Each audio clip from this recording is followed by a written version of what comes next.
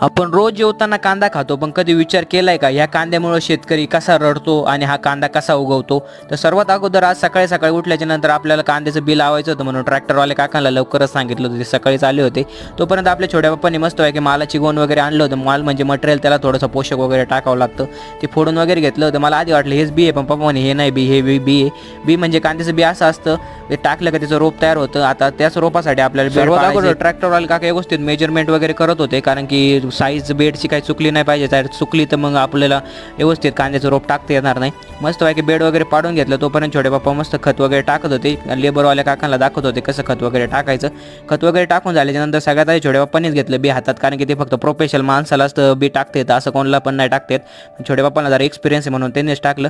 तोपर्यंत हे काकां ते असं राहत होते. याला काय म्हणता मला माहीत नाही, तुमच्याला माहीत असेल तर कमेंट करून सांगा.